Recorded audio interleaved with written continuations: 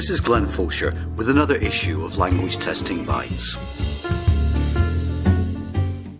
Issue 35.2 of Language Testing contains a paper by Stefanie Wind and Megan Peterson entitled A Systematic Review of Methods for Evaluating Rating Quality in Language Assessment. This is very timely, as questions regarding the relative merits of human and machine scoring of performance tests is a really hot topic now, and it's just likely to keep researchers engaged for many years to come. It's also the first time that the journal has published a systematic literature review, which is an interesting methodology in itself. So, this issue of Language Testing Bites will cover both of these areas. We welcome Stefanie Wind to Language Testing Bites to talk about the work published in this paper and some of the issues surrounding the quality of the human rating of performance assessments. Thank you for the invitation. Stefanie, the substantive part of your paper is an investigation of the quality of human rating. We can come to that in a moment, but the way in which you address the topic is through a systematic literature review. There are probably many listeners who know what a literature review is about, but are not sure what makes it systematic. Can you explain what this is and how you go about doing it? Sure. A systematic review is a type of literature review organized around a research question or set of research questions. And when researchers conduct systematic reviews, they have to start by specifying ahead of time the specific methods that they're going to use to identify relevant materials that will be included in the review, how they're going to evaluate those materials, and then how they're going to synthesize the information that they find in order to help them address their research question. We can think of it kind of in contrast to more traditional types of lit reviews. So systematic reviews are kind of less about discussing the literature like we would normally see in a typical literature review, and more of a methodological tool that researchers can use to summarize, evaluate, and then communicate the results across a large body of research. Thank you for this explanation. I'm sure that the use of systematic reviews is going to increase in social science research, even though it's still quite rare. Now, your review is conducted within a theoretical framework which identifies two traditions. One you call the observed ratings tradition, and the other the scaled ratings tradition. These two categories inform the coding system that you use in the review. Can you tell us what these categories are and precisely how they informed your literature review?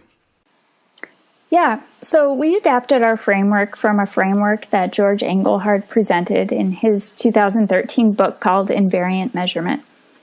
In that original presentation, George used a framework that helped him classify different approaches that researchers use when they do measurement in the social sciences. And so he used two broad buckets to sort of classify approaches to measurement. The first one was the test score tradition. When researchers use the test score tradition, they're focused on total scores and decomposing those total scores into sources of error and true scores. Like a classic example would be the classical test theory model, or many of the applications of generalizability theory. The second broad category is the scaling tradition. And so the scaling tradition refers to approaches when researchers are applying some sort of transformation to the observed scores to get estimates on a linear scale.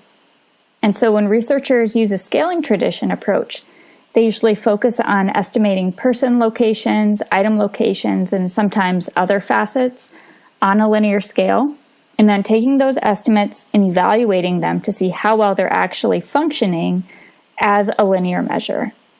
And so a well-known example of a scaling tradition approach would be an item response theory model or a Roche model. So these two approaches kind of reflect the two main ways that people are thinking about measurement in the social sciences. And if you think about it, they really reflect sort of different values or different perspectives about what counts as evidence of good psychometric quality, or what researchers are looking for when they evaluate measurement procedures. And so in this systematic review, Megan and I took this framework and we adapted it to help us understand how language assessment researchers were carrying out their rating quality analyses, or in other words, what do people care about when they're looking at ratings?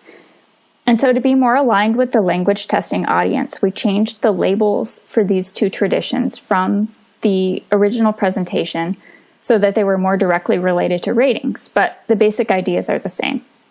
So the test score tradition became the observed ratings tradition because this approach reflects a focus on the actual ratings or the observed ratings on the raw score scale or sums of ratings on the raw score scale. And so approaches to evaluating ratings that fall within this category would include things like rater agreement studies and rater reliability analysis. And so researchers who use methods within the observed ratings tradition are focusing on identifying sources of error among the ratings. On the other hand, the scaling tradition became the scaled ratings tradition. And so approaches to evaluating ratings within the scaled ratings tradition would involve using a measurement model to estimate locations for individual raters and individual students and other facets, and then evaluating those estimates to see how well they're adhering to certain properties that make them scalable or make them, lining up on a linear scale in the way that we would expect if we have good measurement.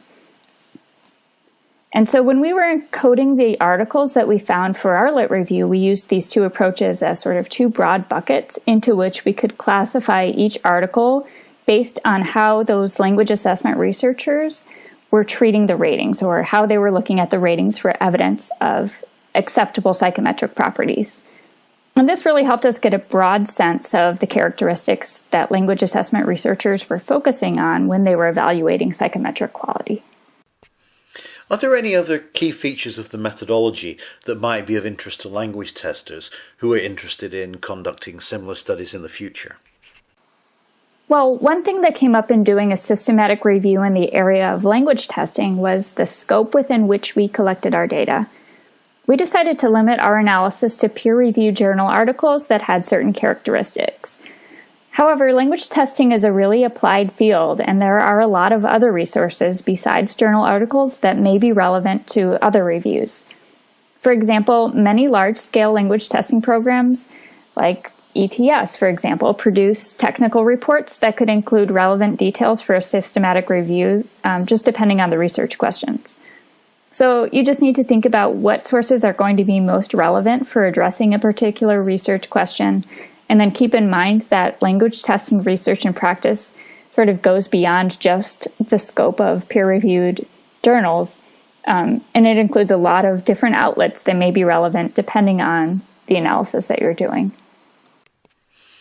So let's come to the findings, which I'm sure that most of our listeners will be really interested to hear about.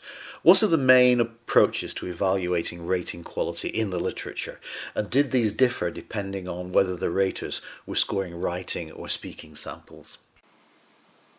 Okay, well, we found that over all of the language constructs that we examined, researchers were pretty much using either rater reliability studies or a Roche model analysis to evaluate rating quality. For writing assessment specifically, we saw an emphasis on rater reliability studies, which, if we go back to that theoretical framework that we used, reflects an observed ratings tradition. And then when we looked at the results for speaking assessments, the results were actually pretty interesting because we found that researchers who evaluated rating quality for these assessments did so using the scaling tradition exclusively. And then within that approach, they focused on the Roche model in particular.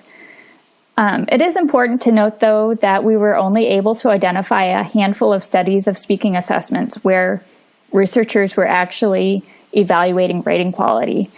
And so our findings might not reflect the scope of what people are actually doing in practice for evaluating raters in these types of assessments. In the discussion that follows, you make it clear that when you talk about the quality of ratings, you specifically mean psychometric quality, which you acknowledge is primarily addressed in standards documents as an area of reliability. To address issues of validity, it seems to me that different kinds of evidence would be needed.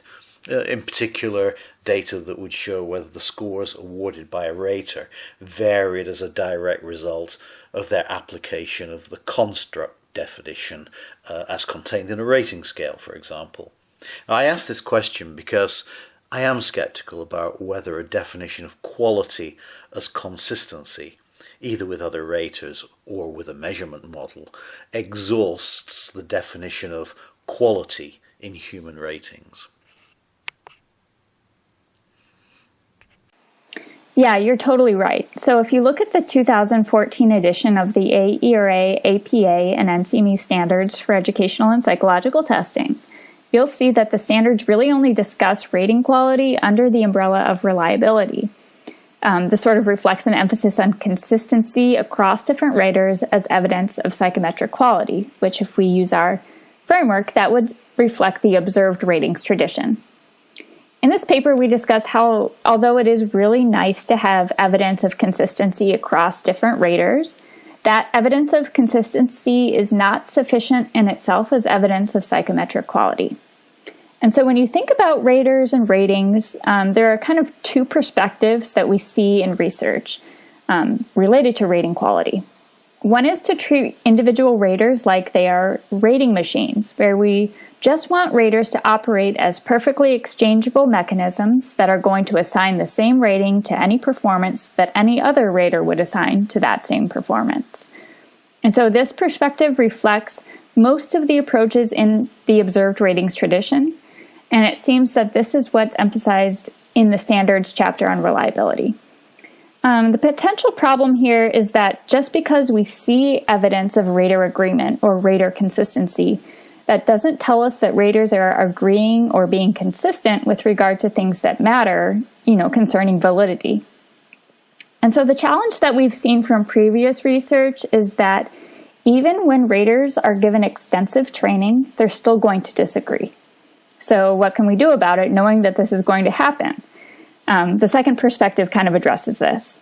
So as an alternative to thinking of raters as rating machines, we can think of raters like rating experts. And so from this perspective, it is still, of course, desirable and a good thing to have consistency across raters. But what's more important is that we have consistency within raters, and we have evidence that raters are demonstrating properties that match what we expect to see based on our theory of measurement. And so this perspective says we should still train raters, but focus more on making sure that their interpretations are aligned with the intended interpretations or the things that are construct relevant for a particular assessment. After that, it's okay if the raters don't always agree. What's more important is that raters are invariant or consistent in their severity for all of the performances that they rate, regardless of test taker subgroups and other construct relevant characteristics. And so when this happens, we can control for differences across individual raters that take into account meaningful or construct relevant differences in severity in a meaningful way, rather than just forcing raters to agree.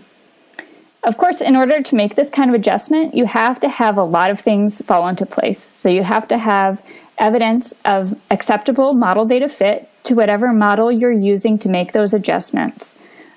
Usually this is evidence that raters are invariant across student performances with different levels of achievement or different subgroups, whatever you're looking at. And also you have to make sure that you have certain design characteristics in place. So raters have to be scoring some performances in common with other raters to make sure that you can make that adjustment in a meaningful way. But even if you have all these nice properties, rater invariance, model data fit, all of these things, you really can't know for sure that ratings mean what you think they mean. Even if you have awesome psychometric properties and then you can claim you have rater invariant measurement, the information that you get about student achievement, even if it's adjusted for differences in rater severity, is still coming from a judgment.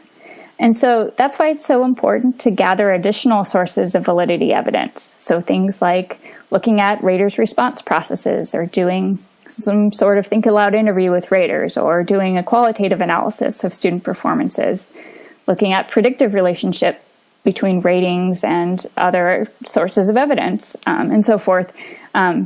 And also attach appropriate cautions and caveats to student scores that reflect the fact that these are human judgments. In a short podcast of this nature, we can't get into the issue of how your findings might impact on the discussion of human versus machine scoring for performance assessments, but it seems to me that there may be implications. So perhaps we could finish with your thoughts on what the place of human rating is likely to be in language assessment in, say, the next decade. Will it continue? And if it does, what do you think the main challenges are going to be? Sure. Machine scoring or automated scoring is definitely gaining attention in research on performance assessments. And there is a lot of work being done in this area that reflects really noble intentions, like increasing fairness and improving the efficiency of large-scale performance assessments. And because it has these attractive features, I do think that we will see a lot of automated scoring in the future. But the thing to remember about automated scoring is that it doesn't come out of thin air. So although there are some differences in the specific approaches across different machine scoring or automated scoring systems, most of the time the models that are used to do the automated scoring are developed based on some individual or group of humans' ratings of some set of other humans' performances. And so it's really important that we examine the quality of those human ratings that go into the scoring engines, and also that we evaluate the quality of the ratings that come out of the scoring engines for more than just evidence of rater agreement or rater reliability. One issue in particular that I'm concerned with is identifying those performances whose characteristics don't match well with the variables that are in that prediction model developed from the set of essays that are used to train the engine. The consequence of this would be that the estimate of the student's achievement based on that prediction model might not be appropriate for certain performances that have characteristics that are unexpected. And so in these cases, experts in the content area would be needed to make sure that the students' performances are evaluated in a meaningful way and using some other method, maybe human scoring, or at least that they're flagged in some way so that we can attach appropriate cautions to those automated scores. At the same time, I don't think automated scoring is going to completely replace human raters in the near future. As nice as automated scoring systems sound, I think there are a lot of validity and fairness concerns associated with that approach that will keep human raters as a central part of performance assessments, at the very least in combination with automated ratings for at least some of the performances. And personally, my hope is that researchers and practitioners start to recognize the central role that any kind of rater, human raters and automated raters, play in the validity, reliability, and fairness of these rater-mediated language assessments, and design scoring systems with these rater-related issues in mind. Thank you for peering into the future for us. It's always interesting to finish with a few predictions or indications of research that still needs to be done. And thank you for joining us on Language Testing Bites to talk about your research and share the insights that you've brought to the field. Thanks for having me. Thank you for listening to this issue of Language Testing Bites.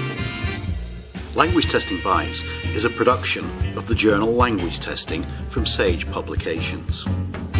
You can subscribe to Language Testing Bites through iTunes, or you can download future issues from ltj.sagepub.com or from languagetesting.info. So until next time, we hope you have enjoyed the current issue of Language Testing Bites.